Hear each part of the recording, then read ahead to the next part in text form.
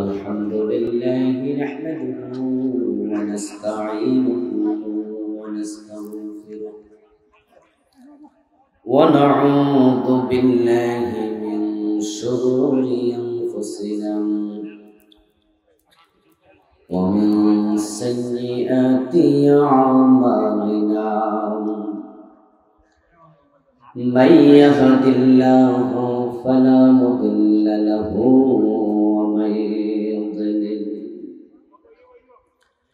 ومن يضلل فلن تجد له وليا مرشدا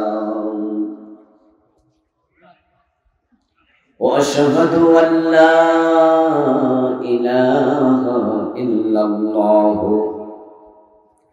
وأن محمدا عبده ورسوله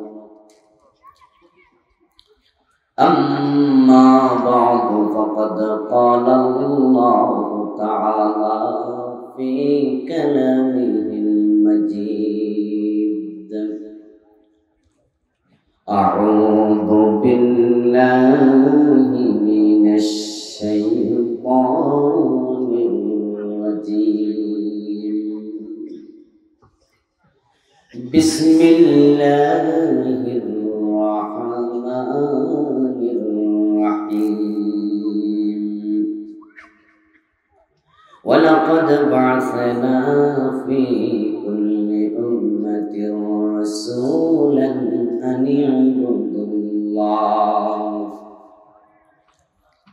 أن اعبدوا الله واجتنبوا الطاغوت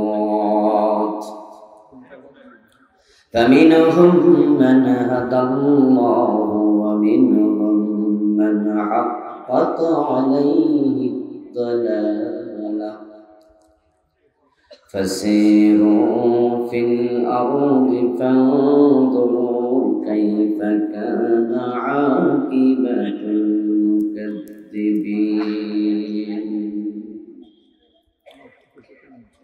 قال النبي صلى الله عليه وسلم ذاق طعم الإيمان من رضي بالله ربا وبالإسلام دينا وبمحمد نبيا ورسولا أو كما قال النبي عليه الصلاة والسلام. সকলে মেহেরবানি করে দরুদ ইব্রাহিম পড়ুন। আল্লাহুম্মা সাল্লি আলা মুহাম্মাদিন ওয়া আলা আলি মুহাম্মাদিন কামা সাল্লাইতা আলা ইব্রাহিম ওয়া আলা আলি ইব্রাহিম ইন্নাকা হামিদুম মাজিদ। আল্লাহুম্মা বারিক আলা মুহাম্মাদিন ওয়া আলা আলি মুহাম্মাদ কামা বারাকতা আলা ইব্রাহিম وعلى آل إبراهيم إنك حميد مجيد. اللهم صل وسلم وبارك عليه. সবজি বড় ঐতিহাসিক সিরাতুন নবী সাল্লাল্লাহু আলাইহি ওয়াসাল্লাম মাহফিলের মুআজ্জাজ মুকাররম সম্মানীয় সভাপতি,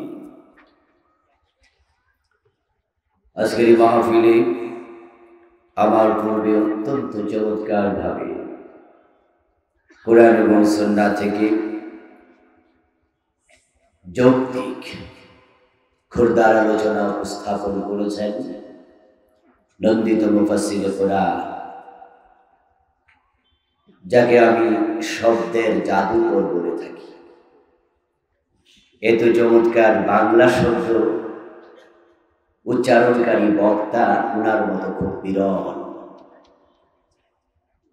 হাজার হাজার আলেমের উস্তাজুল উলামা, আন্তর্জাতিক খ্যাতি সম্পন্ন মুফাসসিরে কোরআন, প্রবীণ ইসলামী স্কলার মুহতারাম আল্লামা লুৎফর রহমান সাহেব, আল্লাহ হুজুরের হায়াত আরো বাড়িয়ে দিন। যতদিন বেঁচে থাকেন আল্লাহ তার এই কণ্ঠকে কোরআনের জন্য কথা বলার জন্য কবুল করুন। হুজুর আপনারা জেনে থাকবেন ওপেন হার্ট সার্জারি উনি রোগী, বয়স হয়ে গেছে 81 বছর, কিন্তু কথা যখন বলেন তখন মনে হয় একজন তরুণ কথা বলছে। উনি অসুস্থ, এত বড় রোগ বহন করছেন, গলা থেকে পেট পর্যন্ত কাটা, কিন্তু কথা বলার সময় মোটেও বোঝা যায় না। আল্লাহ তাআলা আমাদের মাথার উপরে ছায়া হিসাবে যতদিন বেঁচে থাকবেন ততদিন দ্বীনের কথা এইভাবে বলার তৌফিক তাকে দিন আল্লাহ। মাগরিবের পরে কথা বলেছেন তারুণ্যের অহংকার, তরুণ মুফাসসির কুরআন মুহতারাম মাওলানা মাহমুদুর রহমান দিলওয়ার আজকে মাহফিলে উপস্থিত আছেন। মুহতারাম মাওলানা তৈয়ব সাহেব আলোচনা করেছেন, মেহমান হিসাবে উপস্থিত আছেন অত্র ইউনিয়নের সম্মানীয় চেয়ারম্যান নন্দিত জননেতা মুহতারাম মাওলানা এস.এম. বদিউল আলম সাহেব, পেকুয়া উপজেলার সাবেক সম্মানীয় ভাইস চেয়ারম্যান নন্দিত জননেতা মুহতারাম মাওলানা মঞ্জুবাই সহ উপস্থিত অন্যান্য মুহতারাম উলামায়ে কেরাম, নেতৃবৃন্দ, ইসলাম প্রিয় তৌহিদি জনতা, পর্দার অন্তরালের সতী সাদরী মা, আপনারা কেমন আছেন? আল্লাহ তাআলা আমাদের সকলকে ভালো রাখুন, সুস্থ রাখুন, ঈমানের সাথে রাখুন, বলুন আমিন। আল্লাহ তাআলার পবিত্র দাতের লাখো কোটি শুকরিয়া জ্ঞাপন করছি যে মহান মুনি অত্যন্ত মেহেরবানি করে করোনার এই বিপর্যস্ত পরিস্থিতিতেও আমাদেরকে সুস্থ রেখেছেন। করোনার কালে পৃথিবীর কত বাগা বাগা দেশ করোনার বিপর্যস্ততায় নতজানু হয়ে গেছে। ফ্রান্স, আমেরিকা, ইটালির মতো দেশ উপকাত, কিন্তু আমাদের এই গরিব বাংলাদেশকে রহমতের চাদর দিয়ে তিনি ঢেকে দিয়েছেন। কোরআনের ময়দানে কোরআনের কথাগুলো বলার মতো, শোনার মতো যে মন দরকার, দয়া করে সে মন মানসিকতা আমাদের তিনি দিলেন। আমরা আলোচনার শুরুতে মন প্রাণ উজাড় করে অন্তরের সবটুকু শ্রদ্ধা এবং ভালোবাসা দিয়ে আমাদের এই নিয়ামতের মালিক আল্লাহ তাআলাকে শুকরিয়া জানাই, কৃতজ্ঞতা জানাই। সবাই মিলে জোরে জোরে একবার কালিমাতু শুকর করি, আলহামদুলিল্লাহ। দরুদ সালাম বিশ্ব নবী সাইয়্যিদুল মুরসালিন, ইমামুনা কুদওয়াতুনা হাবিবুনা সানাদুনা তাবিবু কুলুবিনা মুহাম্মাদুর রাসূলুল্লাহ সাল্লাল্লাহু আলাইহি ওয়াসাল্লাম, সাহাবায়ে কেরাম ও শুহাদায়ে জামির আলা ইল্লিয়িন আল্লাহ তাআলার কাছে কামনা করছি, বলুন আমিন। সম্মানীয় ভাইরা, আমি আপনাদের সম্মুখে পবিত্র কোরআন মাজিদ থেকে সূরাতুল নাহলের 36 নম্বর আয়াত তেলাওয়াত করেছি। বিশ্বনবীর পবিত্র মুখনিসৃত একখানা ছোট্ট হাদিসে নববী পাঠ করেছি। আল্লাহ তাআলা তৌফিক দান করলে এখান থেকে কিছু কথা বলবো। বাবা, তৌফিকি ইল্লা বিল্লাহ। সূরাতুল নাহলের 36 নম্বর আয়াতে আল্লাহ তাআলা বলেন, ওয়ালাকাদ বা'আসনা ফি কুল্লি উম্মাতির রাসূলা, অবশ্যই আমি প্রত্যেক উম্মতের কাছে রাসূল পাঠাইছি। লিকুল্লি উম্মাহ, সকল উম্মতের জন্য, কোন উম্মত বাদ নাই। ওয়া ইন মিন উম্মাতিন ইল্লা খালা ফিহা নাযীর। আরেক আয়াতে আল্লাহ বলেন, এমন কোন উম্মত নাই জাহান্নামের ভয় দেখানোর জন্য যেখানে ভয় প্রদর্শনকারী পাঠাই নাই। আরেক আয়াতে কারিমাতে আল্লাহ বলেন লিকুল্লি কওমিন হাদ, প্রত্যেক জাতির জন্যই হেদায়েতকারী পাঠাইছি। সুবহানাল্লাহ। এটা আল্লাহ তাআলার বড় করুণা, নিয়ামতে উজমা, যে তিনি রাসূল পাঠাইছেন, নবী পাঠাইছেন প্রত্যেক জাতির জন্য। আল্লাহ তাআলা যদি নবী এবং রাসূল না পাঠাতেন, এই মানুষগুলো নিজের থেকে জান্নাতের পথ খুঁজে বের করতে পারত না।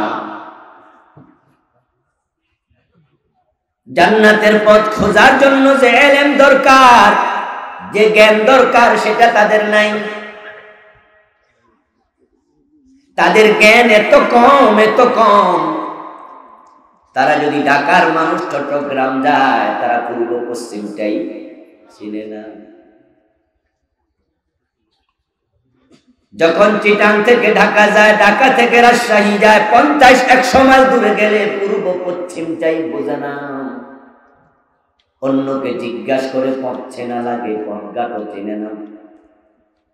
যে মানুষ দুনিয়ার জমিনের পূর্ব পশ্চিম চিনে না, পথঘাট চিনে না, ওই মানুষ নিজের বিবেক খাটাইয়া জান্নাতের পথ খুঁজে বের করবে কেমনে?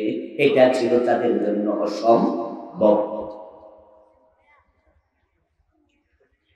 তারা জান্নাতের পথ পেত না, ইলমের কারণে। ইলম কম।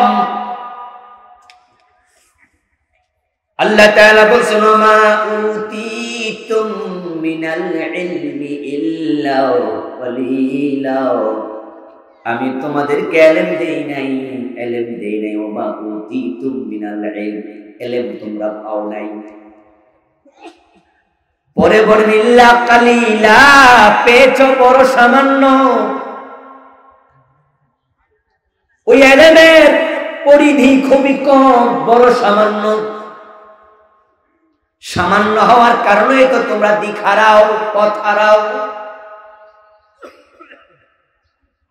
হাটহাজারী মাদ্রাসার মহাপরিচালক, ঢাকা ইউনিভার্সিটির ভিসি, ঢাকা আলিয়া মাদ্রাসার প্রিন্সিপাল, বাংলাদেশের সেরা শিক্ষিত। জেনারেল লাইনে যদি শিক্ষিতদের তালিকা নেন, ঢাকা ইউনিভার্সিটির ভিসির নাম ওই তালিকায় থাকবে কিনা? কথা বলুন, থাকবে কিনা? আলেম ওলামাদের তালিকা করলে হাটহাজারী মাদ্রাসার মুহতামিমের নাম থাকবে কিনা? সিরিয়ালে নিচে না উপরে? ঢাকা আলিয়ার প্রিন্সিপালের নাম থাকবে, মুহতামিম সাহেব হাটহাজারী, তার নাম থাকবে। বাংলাদেশে ফিরদের তালিকা করলে সরমনের ফিরের নাম থাকবে কিনা? এখন ঢাকা আলিয়ার প্রিন্সিপাল, সরমনারি পিসাব, হাটহাজারীর মুহতামিম, ঢাকা ইউনিভার্সিটির ভিসি, ওনারা যদি দূরে কোথাও যান, ওনারা পূর্ব পশ্চিম হারায় না? পেস লাগে না? কথা বলতে হবে, লাগে কিনা? তাহলে আপনি কার কাছে যাবেন জান্নাতের পথ খুঁজতে? পূর্ব পশ্চিমে তো পাবলিক ছিলেন। আমি আবুল কালাম আজাদ, আমি এসেছি ঢাকা থেকে, দাওয়াত দিয়ে আনছেন। এখানে যারাই আসছেন সবাই জান্নাতের পথ পেতে চান। মাহফিল হালুয়া রুটির জন্য আসেন নাই, আসা যাওয়ার গাড়ি ভাড়া দেওয়ার সম্ভাবনাও নাই। বরং মাহফিল কমিটি চান্স পাইলে আরো কিছু রাখিয়া দেয়, দিয়া যান, দিয়া যান, দিয়া যান, ঠিক না?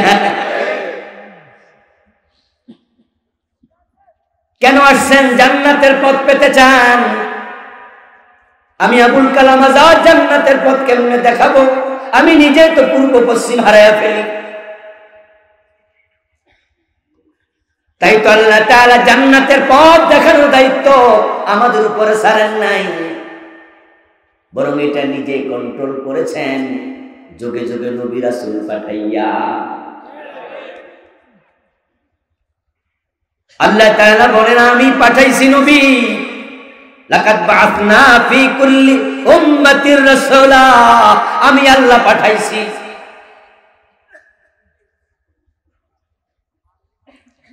আদম এবং হাওয়া আলাইহিস সালাম জান্নাত থেকে যখন দুনিয়া চলে আসলেন, দুনিয়াতে আসার সময় আল্লাহ তাআলা তাদেরকে বললেন ফাইম্মা ইয়াতিয়ান্নাকুম মিন্নি হুদা, ও আদম ও হাওয়া টেনশন করো না, তোমরা জান্নাত থেকে দুনিয়ায় চলে গেছো, দুনিয়ায় চলে যাচ্ছ, আমার পক্ষ থেকে তোমাদের কাছে আবার হেদায়েত বাণী যাবে। فما تبع هدايا فلا خوف عليهم ولا هم يحزنون, ওই হেদায়েতের পথ অনুসরণ যে করবে তার কোনো ভয় নাই, তার কোনো চিন্তা নাই, আমার দেখানো ওহী মতে যে চলবে আমার জান্নাতে সে আবার ফিরে আসবে। আমার ভাইয়েরা, আমরা জান্নাতে ছিলাম, আবার জান্নাতে যাব। জান্নাত আমাদের বাবার বাড়ি। আপনার বাবার নাম অমুক, তার বাবা তার বাবা তার বাবা তার বাবা, যেতে থাকেন বন্ধু। আপনাকে যদি এমন অবস্থা হয় আপনাকে ধরে ধাক্কা দেয়, আপনি আপনার মেরুদণ্ড বাবার মেরুদণ্ডে যাবেন। মিন বাইনিস সুলবি ওয়াত তারাইব, আমি আমার বাবার মেরুদণ্ডে ছিলাম। আমার বাবারে ধাক্কা দিলে তার বাবার মেরুদণ্ডে যাবে, তার বাবারে ধাক্কা দিলে দাদার মেরুদণ্ডে তার দাদা তার দাদা, এভাবে ধাক্কাতে ধাক্কাতে সব মানুষ যাবে আদমের মেরুদণ্ডে। আদম কোথায় ছিলেন? তাহলে আমরাও কোথায় ছিলাম? আমাদের অবস্থান স্থল ছিল আল্লাহর জান্নাত। ওই জান্নাত আমরা আবার পাবো। আল্লাহ বলছেন ইয়াতিয়ান্নাকুম মিন্নি হুদা, ও জান্নাতের পথ দেখানোর দায়িত্ব আমি আল্লাহ, ওহী আমি পাঠাবো। এই জান্নাত দেখানোর দায়িত্ব আমি কাউকে দেই নাই, আমি আল্লাহ নিজে কন্ট্রোল করেছি। জান্নাতের পথ দেখানোর জন্য নবী পাঠাইছি, রাসূল পাঠাইছি। এবার আপনাদের কাছে জানতে চাই, এই যে সব জাতির নিকটে নবী রাসূল এসেছেন, উনারা প্রত্যেকে মন মতো জান্নাতের পথ দেখাইছেন না আল্লাহর ওহী মতো? ওহী আসার আগে মন মতো কাজ করছেন? নবীদের কথা বলছি, ওহী আসার আগে নবীরা মন মতো চলেছেন, মন মতো করেছেন, চিন্তা ভাবনা, তারপরে কাজ। কিন্তু ওহী আসার পর থেকে মন মতো একটা কথা বলার অধিকার নবীদেরও নেই।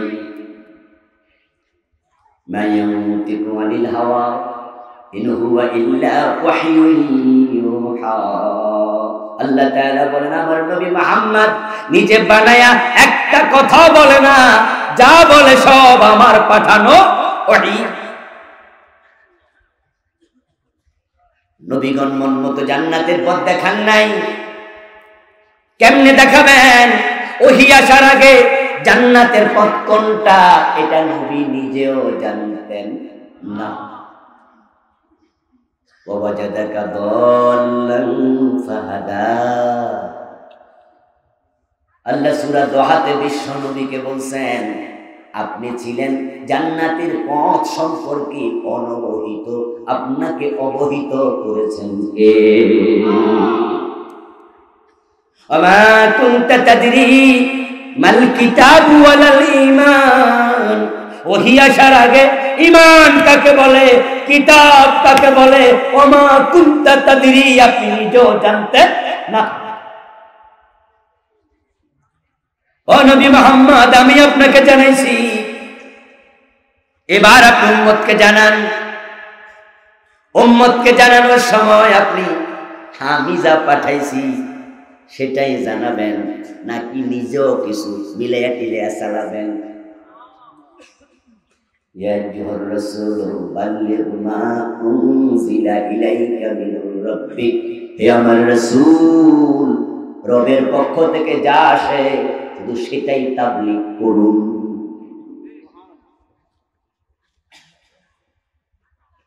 যদি নবী মুহাম্মদ বানায়া কিছু বলে দিত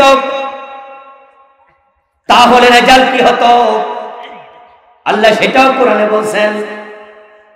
যারা হাফেজ আছেন তারা তো সূরাটাই মুখস্থ পারেন, আমার সাথে তাল মিলাবেন, সুরে সুর মিলাবেন, গুনগুন করে।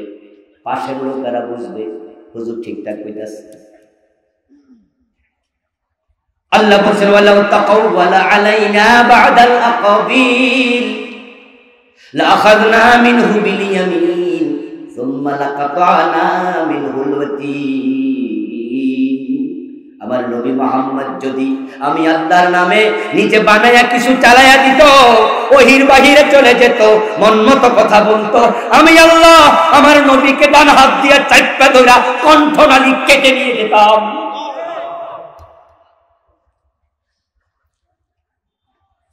যদি তিনি বানায়া কিছু বলতেন আমি ছেড়ে দিতাম না। লাখাদনা মিনহু বিল ইয়ামিন, আমি ডান হাত দিয়া চাপা ধরতাম। ডান হাত বাম হাত, আল্লাহর কোনো বাম হাত নাই, দুইটাই ডান হাত। আল্লাহর সব হাতই ডান হাত। কিন্তু ডান হাত বলে আল্লাহ বুঝাইলেন মানুষ যখন শক্ত করে কোনো কিছু ধরে তখন কোন হাত দিয়া ধরে? ডান হাত। লামে তাকিদ ব্যবহার করলেন না, আখাযনা অবশ্যই ধরতাম, আমি ছাড়তাম না। সুম্মা লাকাতা'না, তারপরে কেটে নিয়ে যেতাম, ছিঁড়ে নিয়ে যেতাম। মিনহুল ওয়াতীন, তার গ্রীবা কণ্ঠনালী। আল্লাহ যা বলেন আল্লাহর কথার মাঝে কোনো ছাড় দেন না, আল্লাহর কথার খেলাফ হয় না, তিনি মিথ্যা কথা বলেন না, যা বলেন সবই সত্য। ওমান আসদাকু মিনাল্লাহি কিলা, আল্লাহর সে সত্য বলার ক্ষমতা দুনিয়ার কারো। এবার সবার কাছে জানতে চাই, একটু আওয়াজ করে মেহেরবানি করে বলুন তো, নবী মুহাম্মদের ইন্তেকালের সময় কণ্ঠনালী সাথে ছিল কিনা? কথা বলেন, ছিল কিনা? এতে প্রমাণ করে উনি বানায়া কোনো কথা বলেন নাই, বললে কণ্ঠনালী থাকতো না। আল্লাহ পাক রব্বুল আলামিন যুগে যুগে নবী এবং রাসূল পাঠাইছেন, ওহীর মাধ্যমে তাদেরকে কন্ট্রোল করেছেন। আল্লাহর দেখানো ওহী মোতাবেক তারা আমাদেরকে জান্নাতের পথ দেখাইছেন। আমরা জান্নাতের পথ চিনি না, দেখাতেও পারবো না। আবুল কালাম আজাদ জান্নাতের পথ দেখাতে পারে না। আবুল কালাম আজাদ কথা বলবে ওহীর মধ্য থেকে, কোরআন হাদিস থেকে। ওর কথা মানবো ততক্ষণ, কোরআন হাদিসের সাথে মিলবে যতক্ষণ, যখন মিলবে না বক্তার কথার দাম এক আনাও থাকবে না। আল্লাহু আকবার, আল্লাহু আকবার। ঘরে ঘরে জালো, ঘরে ঘরে জালো।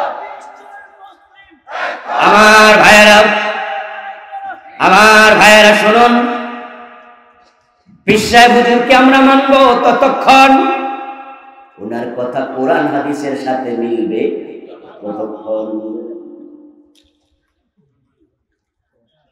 বক্তার কথা শুনবো ততক্ষণ কোরআন হাদিসের সাথে মিলবে ততক্ষণ। কারণ কোরআন হাদিসের বাহিরে গিয়ে জান্নাতের পথ পাওয়া যাবে না। আল্লাহ পাক রব্বুল আলামিন বলেন, আমি যুগে যুগে নবী রাসূল পাঠাইছি, সকল উম্মতের কাছে পাঠাইছি, একটা উম্মত বাদ নাই। এবার আপনারা বলুন তো, আমাদের কাছে নবীগণ এসেছেন, তাদের পক্ষ থেকে কোনো মেসেজ, কোনো দাওয়াত আমাদের কাছে আছে না নাই? তারা কি শুধু শুধু আসছে? তাদের কাজ কি? আল্লাহ তাআলা আবার বলছেন, আমার নবী আমার রাসূলেরা তোমাদের কাছে গেছে একটা কাজ নিয়ে, একটা কাজ সব নবী করেছে, আদম থেকে মুহাম্মদ পর্যন্ত। বিশ্ব নবী মুহাম্মদুর রাসূলুল্লাহ সাল্লাল্লাহু আলাইহি ওয়াসাল্লামের পরে কিয়ামত পর্যন্ত নবী আসার কোনো সম্ভাবনা আর নেই। এখন নবীদের কাজটা কি বন্ধ হয়ে যাবে না চালাতে হবে? সেই কাজটাই আলেমরা করছে। আল উলামা ওয়ারাসাতুল আম্বিয়া, তাই তো আলেমরা নবীদের উত্তরসূরি। হযরত আদম থেকে বিশ্ব নবী পর্যন্ত যত নবী আসলেন সব নবীর দাওয়াত ছিল মাত্র একটা। এই দাওয়াত যে গ্রহণ করেছে সে আল্লাহর জান্নাত পেয়ে গেছে। এই দাওয়াতটা যারা গ্রহণ করেছিল তারা নূহ নবীর কিস্তির মাঝে উঠতে পেরেছে। তেমন পৃথিবী ডুবে গেছে, তারা ডুবে নাই। তাদেরকে ওই নৌকা বানাইয়া নৌকায় তুলে হেফাজত করেছেন কে? আখিরাতে তারা আবার জান্নাত পাবে। লূত আলাইহিস সালামের দাওয়াত যারা শুনেছেন জমিন আল্লাহ উল্টায়া দিছে, কিন্তু তাদেরকে জমিন উল্টানোর আগে আল্লাহ ওহী পাঠাইছে, ফেরেশতা দিয়া সরাইয়া নিছে। তারা গজবে পড়ে নাই, তারা দুনিয়ায় বেঁচে গেছে, আখিরাতে তারা জান্নাত আবার পাবে। মূসা আলাইহিস সালামের সাথে যারা ছিলেন মূসা নবীর দাওয়াত গ্রহণ করেছেন, আল্লাহ বাহরে আহমারে লোহিত সাগরে রাস্তা বানায়া তাদেরকে রাস্তা থেকে সুন্দর করে তীরে তুলে বাঁচাইয়া দিছে। ফেরাউনের পানিতে ডুবাইছে, তাদেরকে পানি থেকেও বাঁচাইছে। ওই উম্মতগুলো আবার আখিরাতে জান্নাত পাবে। ওই দাওয়াত যে গ্রহণ করে সেই জান্নাত পায়। এবার একটু বিপরীতে যান, হযরত নূহের ছেলে কেনান সে দাওয়াত গ্রহণ করে নাই, তাই পানির বিপদ থেকে বাঁচতেও পারে নাই। আদম নবীর ছেলে কাবিল সে দাওয়াত গ্রহণ করে নাই, সে জান্নাত পাবে না। ইব্রাহিম নবীর বাবা আজর দাওয়াত গ্রহণ করে নাই, জান্নাত পাবে না। বিশ্ব নবীর চাচা আবু তালেব সে দাওয়াত গ্রহণ করে নাই, জান্নাত পাবে না। এখন আপনারা আমার সামনে পিছে ডানে বামে যারা আছেন প্রত্যেক আলোচনা শুনছেন, জান্নাত পেতে হলে নবীদের সে দাওয়াতটা গ্রহণ করা দরকার আছে না নাই? আল্লাহ তাআলা নবীদের দাওয়াত একরকম ছিল, একটা দাওয়াত ছিল।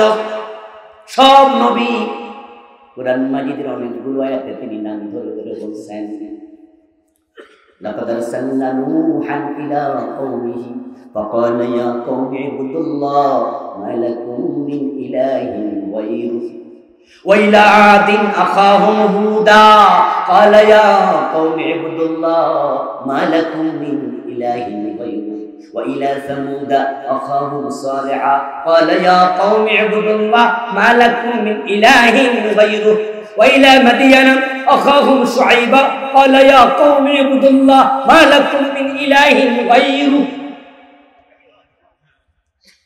নবী শুআইব, নবী সালেহ, নবী হুদ, নবী লূত, নবী ইব্রাহিম, নবী মূসা, নবী ঈসা, ভিন্ন ভিন্ন নবী, ভিন্ন ভিন্ন দেশ, ভিন্ন ভিন্ন কাল, কিন্তু দাওয়াত সবার একটাই। সব নবী একটা দাওয়াত এনেছে। যদি রাসূল সাল্লাল্লাহু আলাইহি ওয়াসাল্লামের মাধ্যমে নবীদের আগমনের ক্রমধারা বন্ধ না হতো, তাহলে জাতি হিসাবে আমরা কোনো না কোনো নবী পেয়ে যেতাম। যদি বাংলাদেশে নবী আসতো, উনি নিজের মন মতো দাওয়াত দিতেন না, সে একটাই। এখন নবী তো আর আসবে না, কিন্তু আমরা যারা নবীর উত্তরসূরি বক্তা তাদের সবাইকে মিলে একটা দাওয়াত দিতে হবে।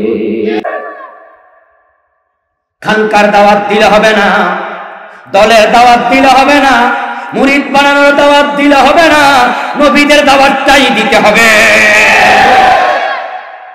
এতে করে খানকা থাকার জাক, মাহফিল থাকার জাক, দল থাকার জাক, দুনিয়াতে আরামে থাকি আর জেলে থাকি, বাঁচতে পারি আর ফাঁসিতে ঝুলি, ওই দাওয়াত থেকে চুল পরিমাণ সরা যাবে না।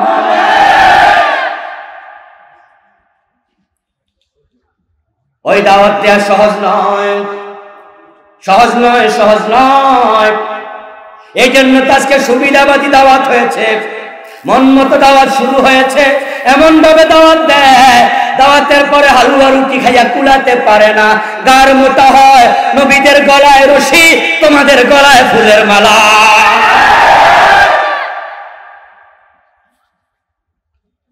ওই দাওয়াত দিতে গিয়ে ইব্রাহিম নবীকে আগুনে পোড়া লেগেছে, মুসা নবীকে দেশ ত্যাগ করতে হয়েছে, ঈসা আলাইহিস সালামকে শত্রুর বেষ্টনী থেকে বাঁচানোর জন্য আকাশে তুলে নিতে হয়েছে। ওই দাওয়াত দিতে গিয়ে করাত দিয়ে 2 টুকরো করা হয়েছে, এমন নবীও আছে না নাই? ওই দাওয়াত দিতে গিয়ে বিশ্ব নবীর দাঁত থাকে না, আমির হামজার কলিজা থাকে না, নবী মুহাম্মদের আপন চাচা আমির হামজা কলিজাটা পর্যন্ত ছিঁড়ে ফেলেছে। উহুদের শাহাদাতের পর রাসূল সাল্লাল্লাহু আলাইহি ওয়াসাল্লামের ফুফি আল্লাহ রাসূলের কাছে দৌড়ায়া গেলেন। উহুদের প্রান্তরে, মদিনা থেকে মাত্র 3 মাইল দূরে, কাছেই উহুদ পাহাড়। আল্লাহর হাবিবের কাছে দৌড়ায়া গিয়া আল্লাহর হাবিবের ফুফি বলছে, আমার ভাই হামজা শহীদ হয়েছে, আমি তার লাশটা দেখতে চাই, এক নজর দেখাও, তারপরে কবর দাও।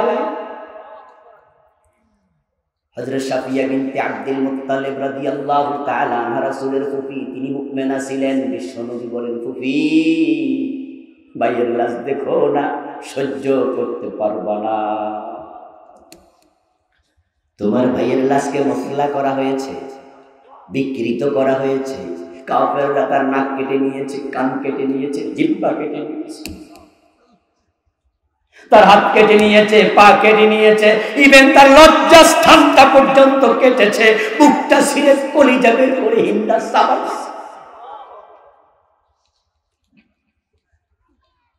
ওই দাওয়াত দিতে গিয়ে নবী মুহাম্মাদের দাঁত নাই, আপন চাচা আমির হামজার কলিজা নাই। ওই দাওয়াতের পথে থাকতে গিয়ে আপন নাতি ইমাম হুসাইনের কল্লাটাই নাই।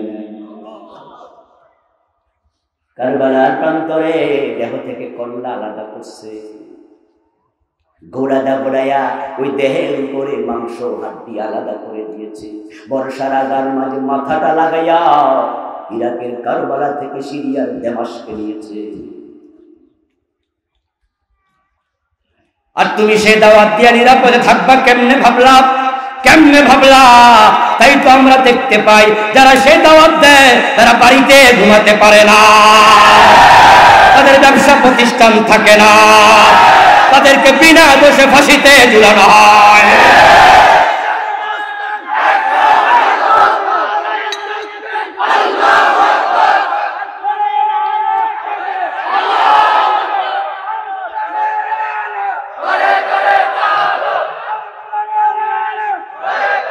আমার ভাইয়েরা, নবীদের রাস্তাটা সহজ না কঠিন? নবীদের রাস্তা মানে আল্লাহর জান্নাতের রাস্তা, আর জান্নাতের রাস্তা কখনোই ফুল বিছানো ছিল না। ওই রাস্তায় চলতে গেলে পায়ে কাঁটা বিদ্ধ হবে, রাস্তাটা কণ্টকাকীর্ণ, পিছলে পরে হাঁটু ভেঙে যাবে, রাস্তাটা বড় পিচ্ছিল। ওই রাস্তায় চলতে গেলে তোমাকে কষ্ট পাওয়া লাগবে। নবীদেরকে ফুলের মালা দেয় নাই, পাথর মেরেছে, দাঁত ভেঙেছে, চামড়া তুলে নিয়েছে, একসাথে দাঁড় করাইয়া বনি ইসরাইলের জালেমেরা 43 জন নবীকে একদিনে সকালবেলায় জবেদ করেছে। কোরআন পড়ো, দেখবে আল্লাহর বক্তব্য, ওয়ায়াকতুলুনাল আমবিয়া বিগাইরি হক। ইয়াকতুলুনা শব্দের অর্থ কি? কাতালা ইয়াকতুল, কথা বলতে হবে, কি করা?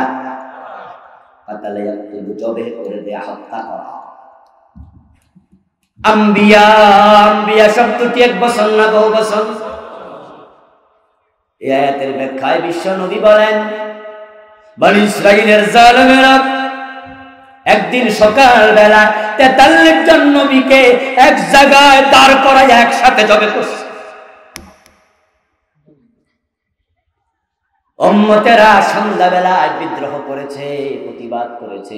ওই দিন সন্ধ্যাবেলায় 120 জন উম্মতকে ধরে আবার সন্ধ্যাবেলায় জবে করছে। ওই রাস্তায় যখন চলেছেন, হক কথা বলেছেন, আল্লাহ মাহমুদ শফির মতো বিশ্ববিখ্যাত আলেম আহমদ শফি রাহমাহুল্লাহকে পর্যন্ত তারা তেতুল হুজুর বলে গালি দিয়েছে। মনে আছে না নাই? সার দেবে না, এই রাস্তায় সার পাওয়া যায় না। এখন রাস্তা যতই কঠিন হোক, ওই রাস্তা ছাড়া তো ভিন্ন রাস্তা যাওয়ার কোনো সুযোগ নেই। এখন সেই রাস্তায় চলতে গেলে সব নবীর দাওয়াত যেটা আমাদেরকে সেটাই মেনে নিতে হবে। এখন নবীদের দাওয়াতটা কি ছিল আমাদের জানা দরকার আছে না নাই? আল্লাহ আবার সেই আয়াতের মাঝে বলছেন দাওয়াত একটাই, সে দাওয়াতটা হলো আনি ইবুদুল্লাহ ওয়াজতানিবুত তাগুত। আনি ইবুদুল্লাহ, তোমরা আল্লাহর ইবাদত করো, ওয়াজতানিবুত তাগুত, ওয়া শব্দের বাংলা অর্থ হলো এবং। আল্লাহর ইবাদত করো এবং, এবং বলার পরে কথা আরো আছে না নাই? তাহলে শুধু ইবাদত করলে জান্নাত তোমারে কইল কে? দাওয়াত তো আরেক অংশ হইয়া গেছে।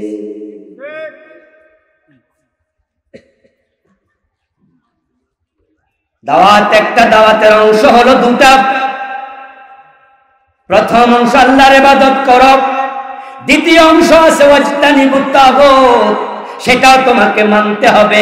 সেটা যদি না নাও, প্রথম অংশ নিয়ে মুমিন হওয়া যায় না। ইসলামের মোট খুঁটি কয়টা? মাশাআল্লাহ, ইসলামের খুঁটি হলো পাঁচটা। বুনিয়াল ইসলামু আলা খামসিন, রাসূলুল্লাহ বলেছেন ইসলাম দাঁড়ায় আছে পাঁচটা জিনিসের উপরে, পাঁচটা খুঁটির উপরে। এক নাম্বার খুঁটির নাম হলো ঈমান। কি? ঈমান হলো একটা খুঁটি, কিন্তু তার অংশ হলো দুটা, লা ইলাহা ইল্লাল্লাহ এবং সাথে আছে মুহাম্মাদুর রাসূলুল্লাহ। এই দুটা মিলে এক দাওয়াত, দুটা মিলে একটা খুঁটি। লা ইলাহা ইল্লাল্লাহ মুহাম্মাদুর রাসূলুল্লাহ, কালেমা শাহাদাত পড়লে দেখবেন আশহাদু আল্লা ইলাহা ইল্লাল্লাহ ওয়া আশহাদু আন্না মুহাম্মাদুর রাসূলুল্লাহ। ওয়াও থাকার কারণে এই দুটা মিলে হয়ে গেছে কয়টা? একটা। এখন একজন ব্যক্তি লা ইলাহা ইল্লাল্লাহ এই দাওয়াত মেনেছে, কোনো আপত্তি নেই, আল্লাহ ছাড়া ইলাহা নাই, কিন্তু মুহাম্মাদুর রাসূলুল্লাহ বলে নবী মুহাম্মদকে রাসূল মানে নাই। প্রথম অর্ধেক মানার কারণে সে 50% মুসলমান হয়েছে, ঠিক না? কি করে নবী মুহাম্মদকে নবী না মানলে মুসলমান হওয়া যায়? আগেরটাও হ্যাঁ, পরেরটাও হ্যাঁ, মানে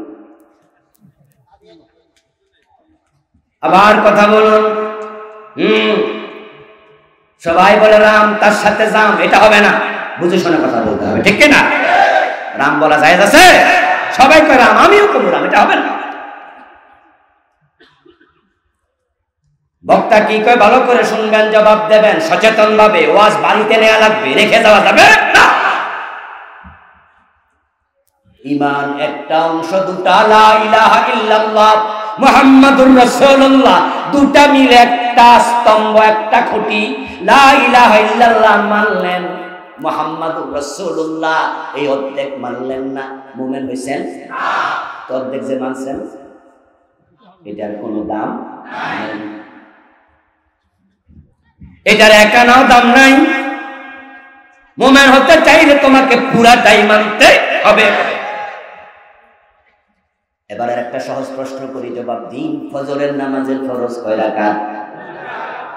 ডরাই না, হুজুর নে আবার ভুল ধরে তোমার টেনশনের কিছু নাই। বলুন তো ফজরের নামাজের ফরজ কয় রাকাত? এক রাকাত সূরা ইয়াসিন দিয়া পড়লেন 25 মিনিট লাগাইয়া, পরের রাকাত না পড়া বাড়ি চলে গেলেন, সওয়াব পাবেন 50%, ঠিক না? এই যে উত্তর আবার ঠিক আছে। আপনি সূরা ইয়াসিন কেন যদি এক ফারাও আপনি পড়েন এক রাকাতে, বাকি রাকাত না পড়ে চলে যান, ওই এক রাকাতের দাম এক আনাও নাই। কিছু মানবেন কিছু মানবেন না, সুবিধাবাদ জিন্দাবাদে মুমিন হওয়া যায় না। এখানে কোনো যুক্তি চলবে না। প্রচন্ড শীত চলছে, বাবা ছেলেরে নিয়ে মসজিদে গেছে, ক্লাস 3-তে পড়ে। ছেলের নামাজ শিখাচ্ছে, বয়স 7 হলে নামাজ শিখাও, এমন আদেশ হাদিসে আছে না নাই? বাবা ছেলেরে নিয়ে মসজিদে গেছে, পাশে দাঁড় করাইছে। প্রথম রাকাত ছেলে বাবা একসাথে পড়লো। বাবা রুকু দিয়া সিজদায় যায়, ছেলেও রুকু দিয়ে সিজদায় গেছে। বাবা সিজদা থেকে উঠা দেখে পোলাটা নেই। ডান পাশে তো ছিল। নামাজ শেষ করে বাড়ি গেছে, বাড়ি যায় দেখে ছেলে কম্বল গায়ে দিয়া শুয়ে রয়েছে। বাপে কয়, কিরে আব্দুল্লাহ, তুই আব্বুর সাথে নামাজে গেলি, 1 রাকাত পড়ে চলে আসলি কেন? ছেলে কয়, আব্বা সেই শীত, আমরা তো পরীক্ষা যখন দেই 100-র মাঝে 33 পাইলে চলে, 45 পাইলে সেকেন্ড ডিভিশন পাওয়া যায়। তা আমি তো অর্ধেক পড়ছি, 50 পাইয়া গেছি। বাপ সাথে সাথে কয়, না রে বাজার, তোর পরীক্ষার সাথে এটা তুলনা দিস না, ওই যুক্তি এখানে চলে না। আল্লাহ ফরজ করেছে 2 রাকাত, পড়লে 2 রাকাত, না পড়লে না পড়, কিন্তু মাঝামাঝি কোনো রাস্তা নাই। অর্ধেক পড়তে চলবে না। ছেলে শোয়া থেকে কম্বল ফালাইয়া দিয়া ওইটা বইয়া কয়, আব্বা এসব কি কোন আপনি? আমার স্বাস্থ্য ভাই আব্দুল করিম হে তো 1 রাকাতও পড়ে নাই, আমি তো কমপক্ষে 1 রাকাত হইল, হে তো কিছু পড়ে না, আমি তো কিছু পড়ছি। বাবার এবার মাথায় আসলো, আমার পোলার যুক্তি তো ঠিক। তাই বাপে কয়, তাহলে মনে হয় 50 পাইবি। বাপের ফতুয়া ঠিক আছে? অর্ধেক মানলে হবে না, পুরা মানতে হবে। নবীদের দাওয়াতের অংশ 2টা। আজকে বাংলাদেশের লাখ লাখ মুসলমান শুধু অর্ধেক মেনে বসে আছে, বাকি অর্ধেকের খবর নাই। এই জন্য আমাদের 2টাই মানতে হবে। আনিবুদুল্লাহ, আল্লাহর ইবাদত করো, আল্লাহর ইবাদত, আল্লাহর ইবাদত করো, আল্লাহর ইবাদত তোমাকে করতে হবে। পরের অংশ, ওয়াজতানিবুত তাগুত, তাগুতের সাথে সম্পর্ক রাখা যাবে না। এই 2টার নাম এক দাওয়াত। এই 2টা যারা মেনেছে আল্লাহর জান্নাত তারা পেয়ে যাবে। যারা অর্ধেক মানছে, বাকি অর্ধেক মানে নাই, অর্ধেক মাইনা কোনো লাভ নেই। আপনারা ভাববেন আমি জোর করে বলছি, গায়ের জোরে, মোটেও নয়। আল্লাহর কোরআন বলছে কি শুনুন। আল্লাহ বলেন, ইয়াকুলুনা নুমিনু বিবাদিন ওয়া নাকফুরু বিবাদ ইউরিদুনা আন ইয়াত্তাখিযু বাইনা যালিকা সাবিলা উলাইকা হুমুল কাফিরুনা হাক্কা। ওমিয়া কে হাফেজ না? মাশাআল্লাহ।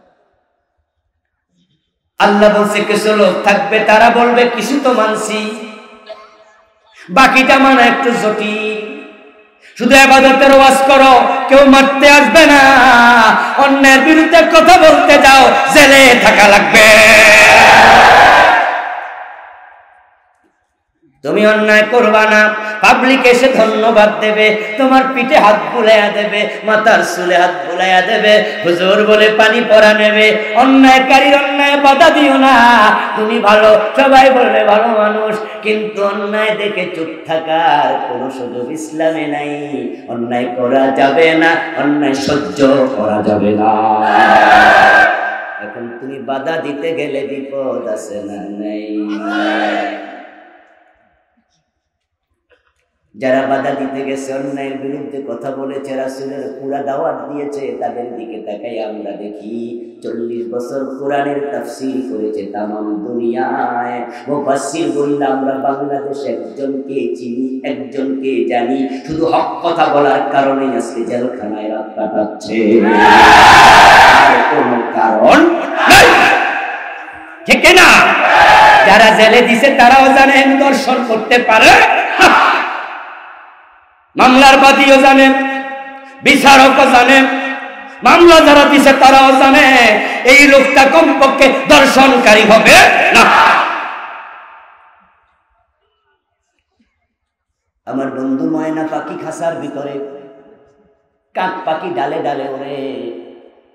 কাক পাখি একদিন ময়নারে খাসায় দেখে কাছে যাইয়া জিগায়, কিরে ময়না তুই খাসার ভিতরে কেন? দেখোস না আমি কেমনে উড়ে বেড়াই ডালে ডালে? ময়না উত্তর দে, কারণ হলো আমি কথা বলি।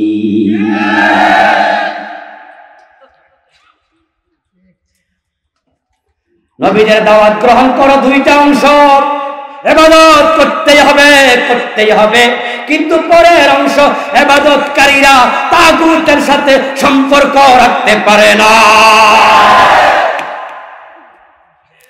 এখন তাগুতের সাথে সম্পর্ক ছিন্ন করতে হলে তাগুত চিনা দরকার আছে না নাই? তাগুত না চিনলে সম্পর্ক ছিন্ন করবেন কেমনে? না চেনার কারণেই তো, ওই সংজ্ঞা না জানার কারণেই তো অনেক নামাজি তাগুতের দোস্ত হয়ে বসে আছে। নামাজ পড়ে তাগুতের সাথে সম্পর্ক রাখে, নামাজ পড়ে নিজে তাগুত হয়ে বসে আছে। তাগুত তাগুত মিনাত তাগয়ান মিনাত তাগয়ি তাগা ইযহাব ইলা ফিরআউন ইন্নাহু তাগা।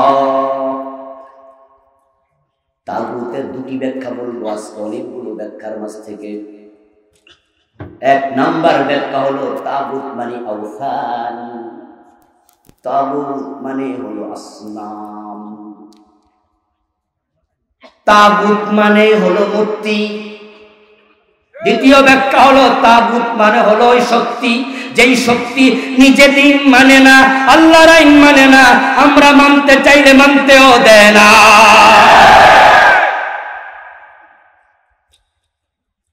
ফাস্তানিবুর রিজ্জা মিনাল আওসান, তুমি মুমিন হবে, তোমার সাথে আর মূর্তির সম্পর্ক থাকবে না। ঈমান আনার আগে ওমর, হযরত ওসমান, হযরত আলী, অন্য যারা ছিল অধিকাংশ সাহাবী, তাদের সাথে মূর্তির সম্পর্ক ছিল। লাতের পূজা করেছে, মানাতের পূজা করেছে, উজ্জার পূজা করেছে, হবলের পূজা করেছে, ইয়াসাফের পূজা করেছে, নায়লার পূজা করেছে, ইয়াবুসের পূজা করেছে, ওয়াদের পূজা করেছে।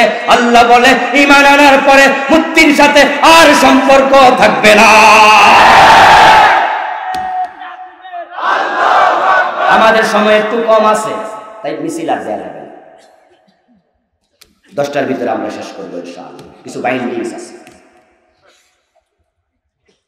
আমার ভাইরা, সময় নষ্ট না করে আমরা 10 মিনিট কথা শুনি। ঈমান আনার পরে নামাজে দাঁড়াইয়া যদি তুমি ইয়াসাফ না এলা, তুমি লাত মানাতের মূর্তিটা তোমার বগলের তলে রাখো, তোমার ঈমান আছে না গেছে? তুমি আল্লাহর ইবাদত করো ঠিক, কিন্তু তাগুত স্বীকার করো নাই। অথচ নবীদের দাওয়াত তো একটা নয়, অংশ তো দুটা তাদের দাওয়াতের। তুমি ইবাদত করা লাগবে, তাগুতের সাথে সম্পর্ক ছিন্ন করা লাগবে, দুটা একসাথেই হবে। মূর্তির সাথে সম্পর্ক থাকলে তুমি মুমিন না, মুমিন না, মুমিন না। তাই তো ইব্রাহিমের সম্পর্ক মূর্তির সাথে নয়, মূর্তির সাথে যারা সম্পর্ক রাখে তারা নমরুদের সন্তান হয়ে যায়, ঠিক কি না? ইব্রাহিমের সম্পর্ক মূর্তি গড়া নয়, মূর্তি শেষ করা।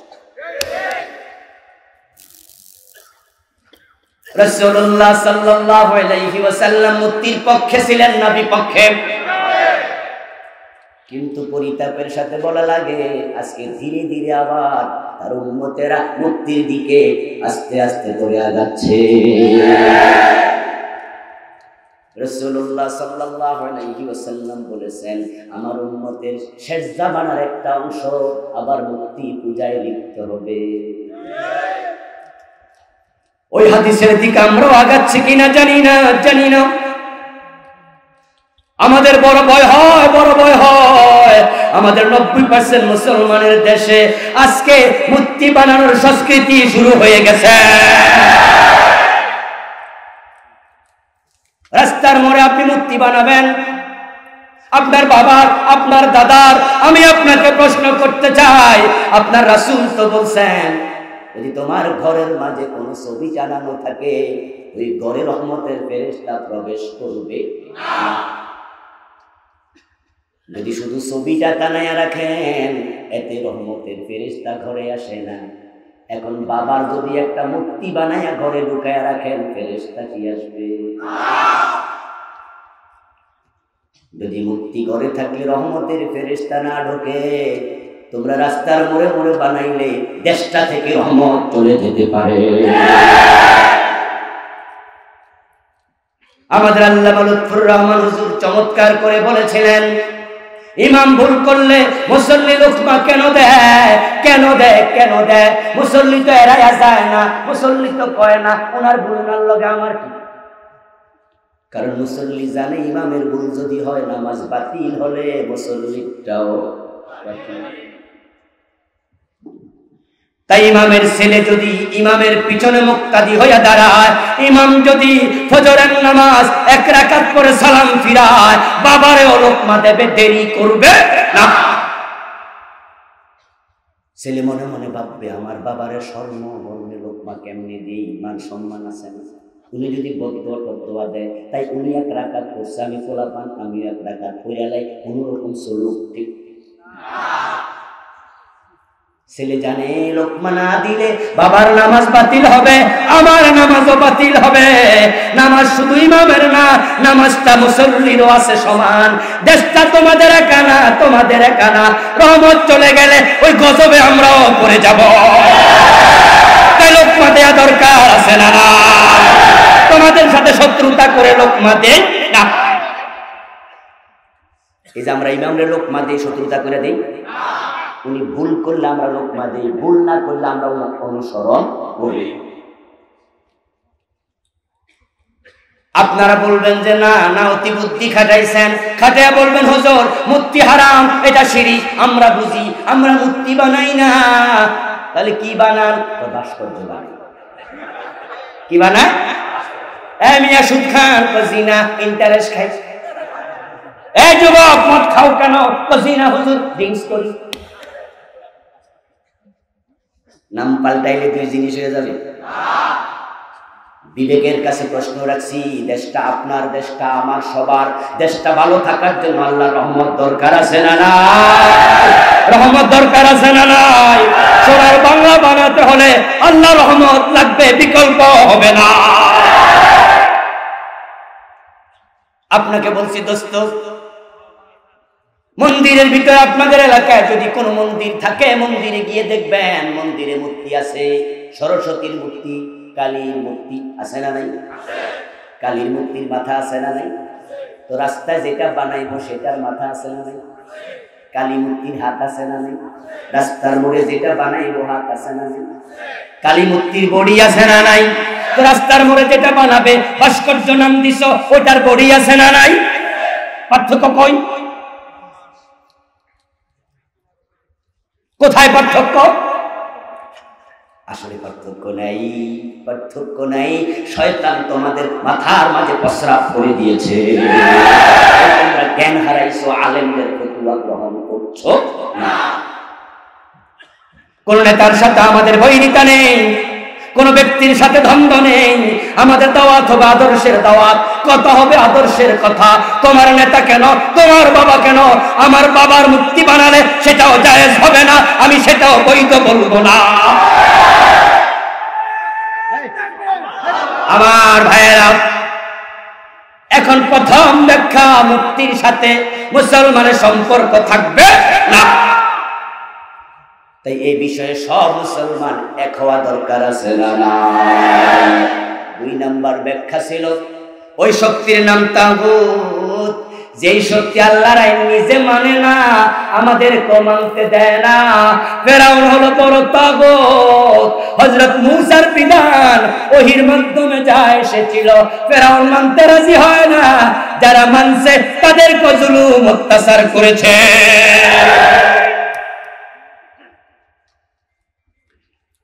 এখন এই জাতীয় তাগুতের সাথে সম্পর্ক রাখলে প্রকৃত মুমিন হওয়া যাবে না। আপনি বলবেন হুজুর আমাদের দেশে তো তাগুত নাই, আমরা তো প্রতিদিন নামাজে যাই, রোজা করতে যাই, হজ করতে যাই, বাধা দিল কে? চলছে তো। আমি বলবো দোস্ত কিছু আছে কিছু নাই, চোর ধরে হাত কাটার আইন নাই, হাত কেটে দেখো তোমারে জেলে যাওয়া লাগবে। মদ খাইলে 80 বেতের বিধান ইসলামে আছে না নাই?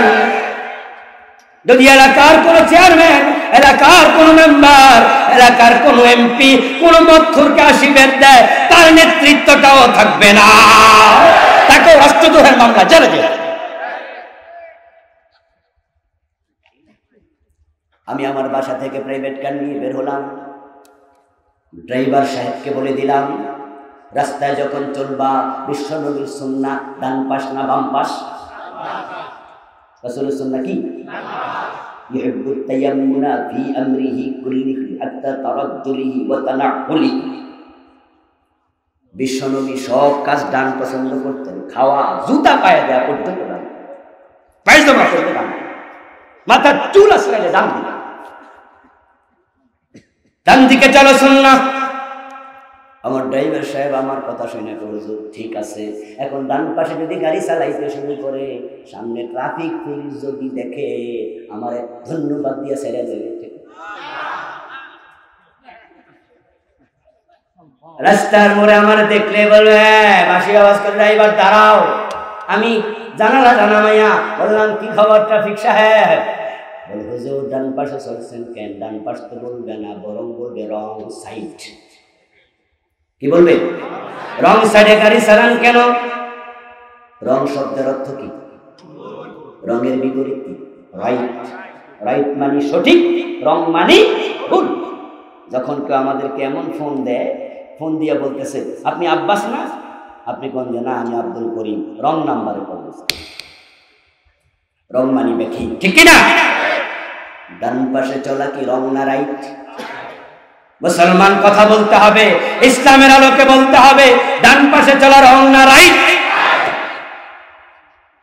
টুপি মাথায় দিলাম, আবার খুলে ফেললাম, দিয়েছি সওয়াব হবে, খুললে কোনো গুনাহ নাই, এটা সুন্নায়ে মুস্তাহাব্বা, দিলে ভালো, না দিলে কোনো গুনাহ টুনা হয় না।